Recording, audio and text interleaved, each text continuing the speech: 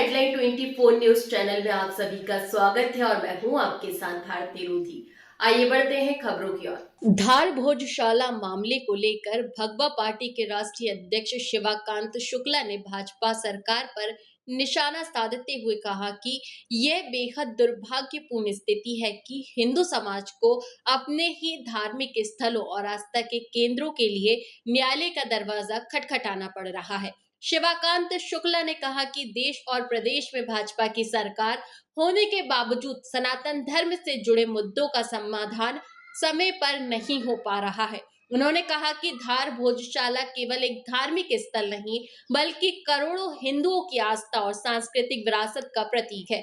उन्होंने कहा कि वर्षों से हिंदू समाज भोजशाला से पूर्ण पूजा अर्चना के अधिकार की मांग करता आ रहा है, लेकिन इसके लिए लंबे समय तक कानूनी लड़ाई लड़नी पड़ी। उनका कहना है कि यदि सरकार इच्छा शक्ति दिखाती तो मामला अदालत तक पहुंचने की आवश्यकता नहीं पड़ती।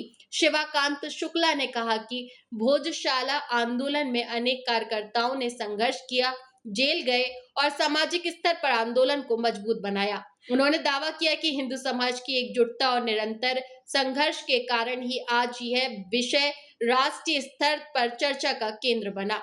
उन्होंने न्यायालय के फैसले का स्वागत करते हुए कहा कि यह हिंदू समाज की आस्था की जीत है। साथ ही उन्होंने सरकार से मांग की कि देश भर के प्राचीन धार्मिक स्थलों को लेकर स्पष्ट नीति बनाई जाए ताकि भविष्य में श्रद्धालुओं को अपने अधिकारों के लिए अदालतों का सहारा न लेना पड़े। सर, भोजशाला को लेकर बड़ा फैसला आया है।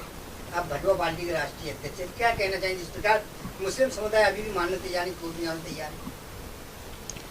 धार भोजशाला ये निर्णय हाई कोर्ट का बहुत सराहनीय है पर दुर्भाग्यपूर्ण है।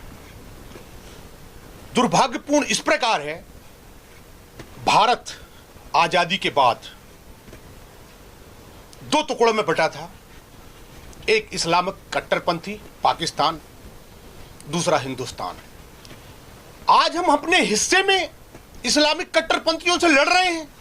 दुर्भाग्य की बात है, हम अपने मंदिरों के लिए त्राहिमाम कर रहे हैं। हर सनातनी रो रहा है और वो सरकार जो सनातन की सरकार कहती है बिल्कुल कोऑपरेट नहीं कर रही है। यदि ये सरकार वर्तमान चाह ले तो हमारे पूरे मंदिर, पूरे देवी देवता आजाद हो जाएंगे, पर दुर्भाग्य है ऐसा नहीं हो रहा है। मैं आप सबको बताऊं, यह निर्णय आना ही था।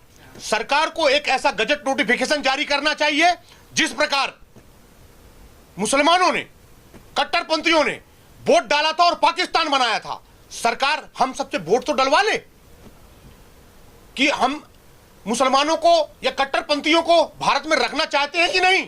यदि नहीं तो उन्हें दूर कर देना चाहिए। सरकार का मनोबल बिल्कुल विचलित है। वह चुनाव के लिए ही मात्र सनातन का नाम लेती है, चुनाव के बाद उन्हें सब भूल जाती है।